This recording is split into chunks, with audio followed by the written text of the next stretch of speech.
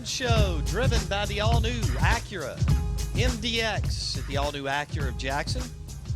Visit AcuraofJackson.com. The Acura MDX, the award-winning crossover luxury SUV on the market. And, of course, they've got some great deals at Acura of Jackson. Visit AcuraofJackson.com. Welcome in, welcome in. SEC Insider Hit this morning is presented by the Premium Cigars at Havana Smoke Shop. 2 locations, I-55 North, Frontage Road, Bannon Market Reservoir.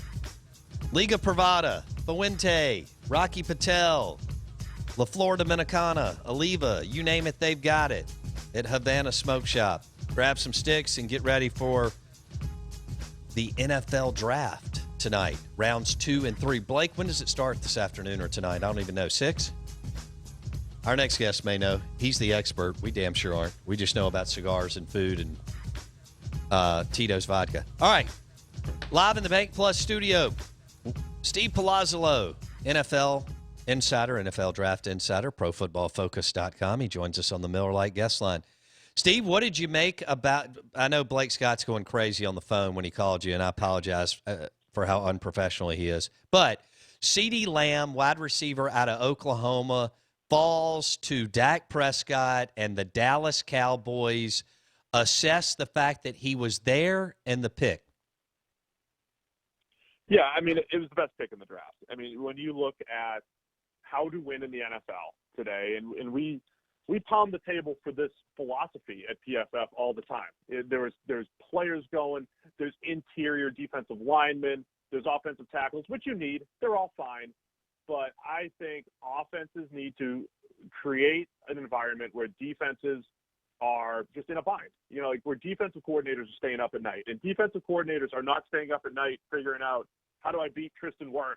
How do I beat this tackle? How do I beat this guard? They stay up at night trying to figure out, how do I cover Amari Cooper and Michael Gallup and CeeDee Lamb and Dak Prescott, in the run game with Zeke Elliott, all that stuff, right? So I just love the move. Win in the pass game and win with multiple versatile playmakers. And I think for Dak, again, I don't think Dak is really a top 8 quarterback in the NFL year in, year out.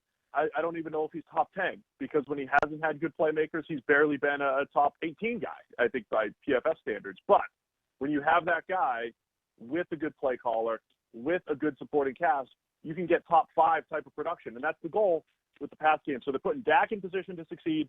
And it was just a fantastic move for the Cowboys. Give me the. I don't even know how many there are.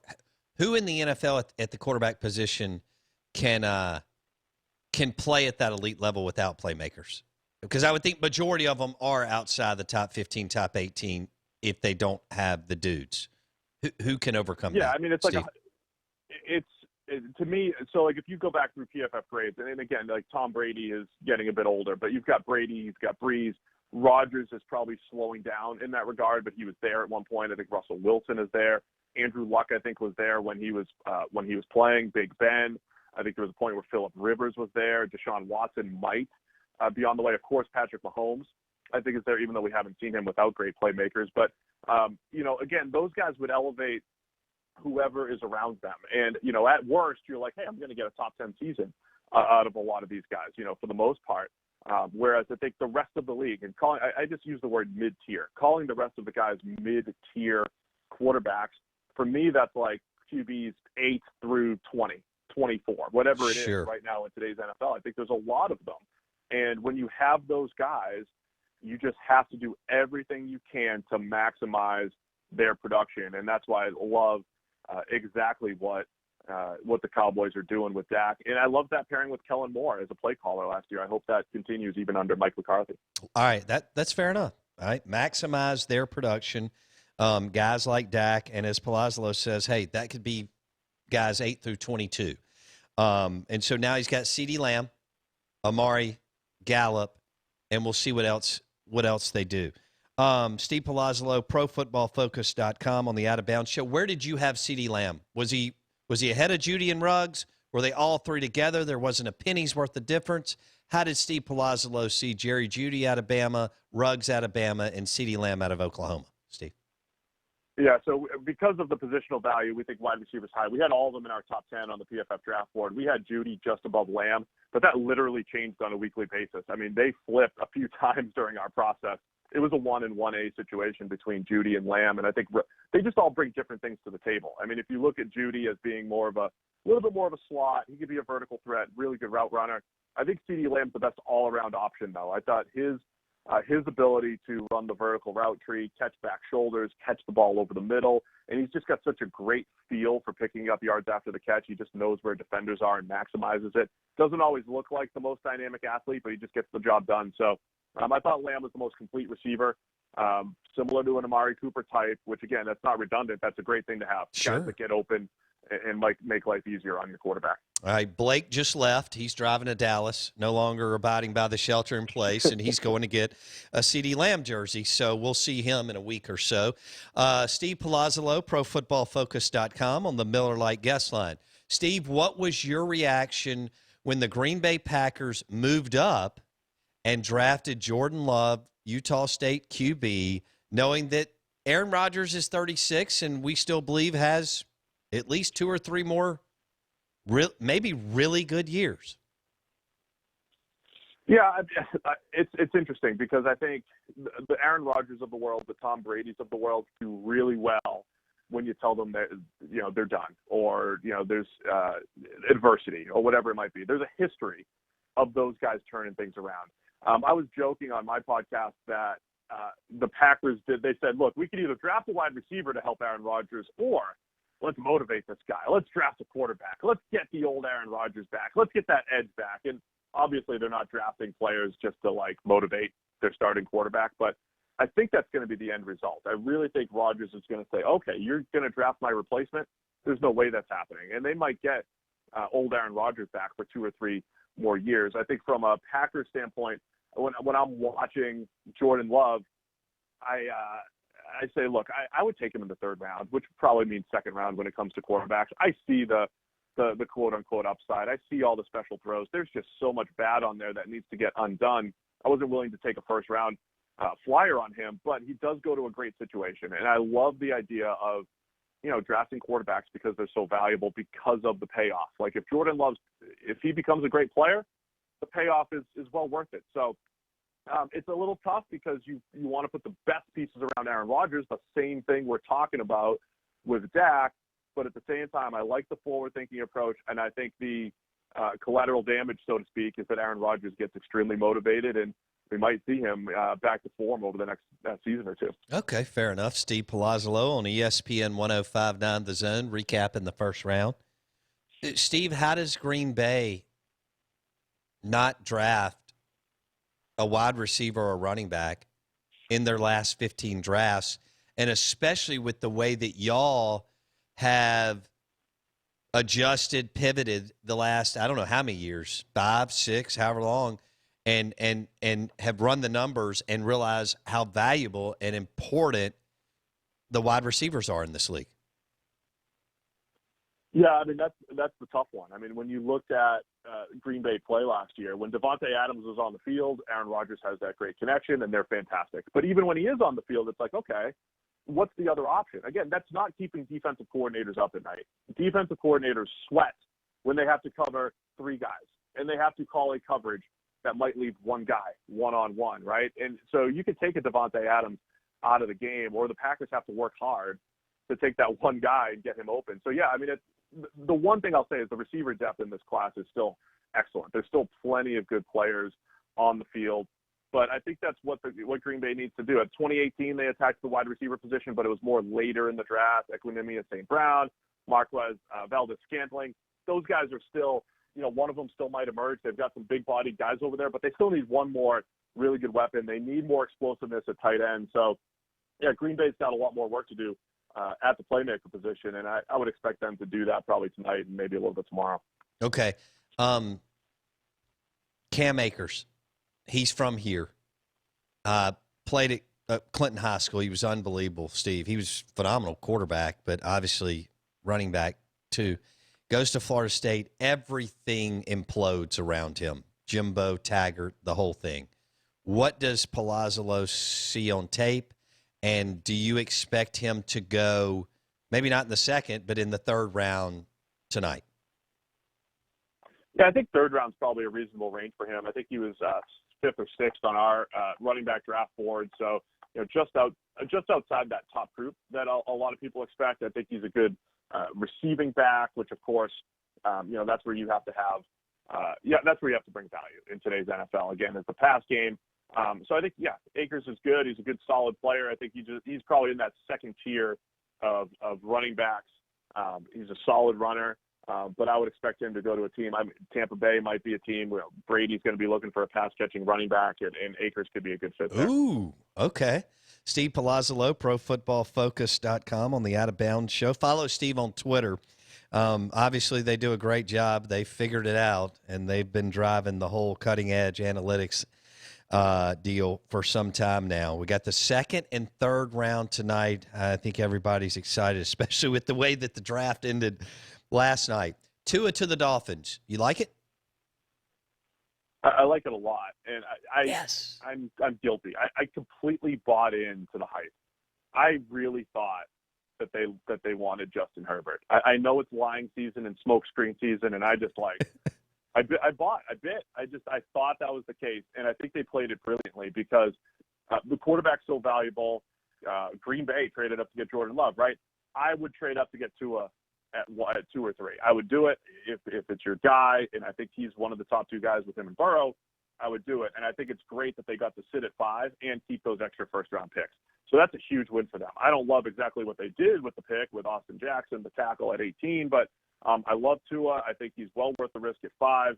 His high-end potential is there. Of course, there's the injury risk, but as far as franchise quarterbacks go, I like Burrow and Tua, and I think there was a big drop-off after that. So fantastic move by the Dolphins, especially getting him at 5. I agree with you. I just think he has a chance to be really, really good, and you couldn't pass that up at number 5. Okay, Jerry Jeudy. Ruggs goes to the Las Vegas Raiders. Jeudy goes to the Broncos. Well, real quick, Steve, just a few seconds on this. Do you think Drew Lock out of Missouri, who Elway took in the second round last year, could develop into a good NFL QB? I mean, he could. I mean, again, the whole concept of finding a quarterback is playing the odds, right? And you want to have more lottery tickets. It's a tough thing to do. You can't just bring 6 quarterbacks in and see who's best. But I think Drew Lock went right where he should have last year as a guy in the second round, where it's I don't believe in him as a first-round player, but he could be good. The thing is, if I was running a team, I would hedge my bet. I would say, sorry, quarterback, sorry about your ego, but I'm probably going to bring in competition. If I was Washington with Dwayne Haskins, who I'm not completely sold on yet, I would probably take Tua and say, all right, this could be an upgrade for us. Deal with it, because it's just so important.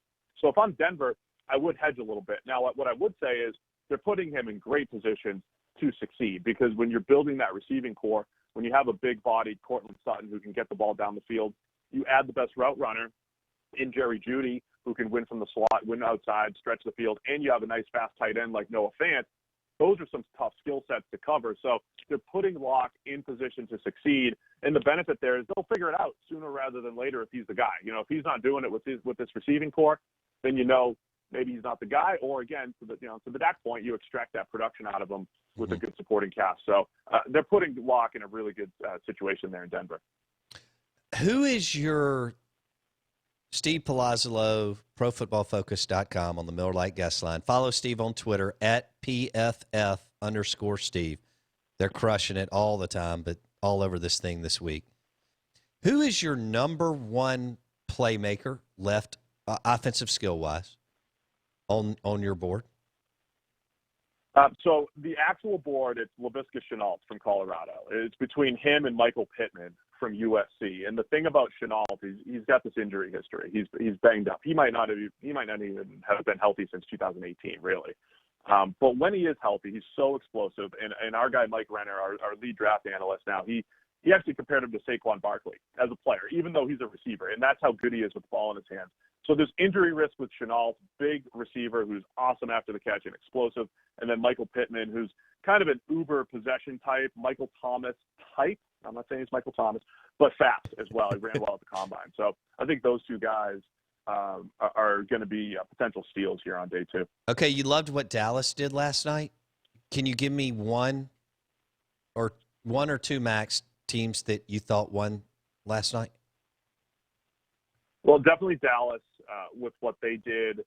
I thought even just the simplicity at the top, the Lions taking Jeffrey Okudah was really good. I think the teams that stayed where they were, the ones that didn't trade up, so like the Eagles at 21, they got Jalen Reagor, the deep threat that they really wanted. They were tempted to go get CeeDee Lamb, and, Blake, that'll be something to think about in the coming years. Dallas getting CeeDee Lamb and the Eagles really wanting him, see how that plays out. But the Eagles got their deep threat by sitting at 21. Trading up is a risky proposition, and they didn't do it. So I love that. I love that the Ravens got Patrick Queen, the linebacker out of LSU, at 28. That's a great fit for what they do, and they didn't have to go get him, right? So the teams that traded up are essentially saying the player I'm going to draft is worth 2 players, if not more, and that's really risky. The teams that sat and got their players, they're the real winners in this draft. Man, the Ravens are just incredible. Okay, so when you – Blake, do you have a question? I do have a question. All right, come on in, jump on in. I know you've been dying over here. Well, Steve Palazzolo, ProFootballFocus.com. On the Miller Lite guest line. Steve's crushing it, recapping the draft. Blake, go ahead, buddy. All right, Steve. So what round do I draft? No, I'm just kidding. In all seriousness, though, everybody likes to talk about winners and losers in the draft, both from a player and team perspective. Last year, we saw a guy like DK Metcalf go into the second round. Who is the name to be watching for where when you look at it, you go, hey, this guy fell for one reason or another, like Grant Delpit, safety at LSU, was a first-round pick 12 months ago, now is not. Who is that guy that we need to be looking at that we could say after year 1 we go, how in the world did he get drafted 85th? Yeah, he's not as flashy, but I think Josh Jones, the tackle out of Houston, and the name you mentioned, Grant Delpit, is a good one. Michael Pittman, who I mentioned earlier, is a good one. T. Higgins, the wide receiver out of Clemson. Because all of those guys, you can nitpick them a little bit, but if you play to their strengths, like if you played a T. Higgins from Clemson, if you play to his strengths and his incredible catch radius, he'll be productive. He might not be what DK Metcalf was, but he'll be productive. But Josh Jones, the tackle out of Houston, we had him as our 4th best tackle. We had him ahead of Mekhi Becton because he's just a little bit cleaner in pass protection, and he just did it more consistently at the NFL level. I think the Bengals should be taking him at the top of the draft tonight to help solidify their tackle position. We think Josh Jones, he was 14th on our draft board, still available, and could be that day 2 steal, even though he's not as flashy as some of the skill position guys. And what do you think Bill Belichick's going to do? I don't know. This is the stories. This is the most fascinating story of the draft. Like, he has not had to make a significant quarterback decision since he benched Drew Bledsoe for Tom Brady. He hedged his bet with Jimmy Garoppolo in 2014, but it wasn't like, here's our future, and this is the decision I have to make. So we get to get into the mind of the best coach of all time. And I think in his mind is just the same process that he always has. It's like values. And would I take Jalen Hurts in the first round? No. Would I take him in the second round? Maybe. Let's do it. Okay, that's what we're going to see. I think he's going to play the value on the board. I think he could take a guy like Jalen Hurts, or he might just take a guy like Nathan Stanley out of Iowa in the 5th round and say, all right, Jarrett Stidham's our guy. Let's go. So I don't know what Bill Belichick's going to do, and I can't wait to find out. I still think veterans are in play, whether it's Andy Dalton or kicking the tires on Cam Newton, but we haven't had to really get into Belichick's mind in 20 years when it comes to QBs. Please let that happen. I'll take Cam Newton at the Patriots or Jalen Hurts. I just want to see what Belichick could do with those guys. Yes. I mean, Andy Dalton would be the safe dude, and I'm sure he'd be good there, but I would love to see Josh and Belichick coach Jalen Hurts or Cam Newton. All right, Blake, anything else? Well, go ahead, Steve. The one other thing at play here with the Patriots is they never make bad roster moves with regard to salary cap and all that stuff. They're up against the cap. They're paying Tom Brady $13 million this year of dead money. They're paying Joe Thuney, their franchise player, a guard, over $14 million. They've never made this many decisions financially that are just not good.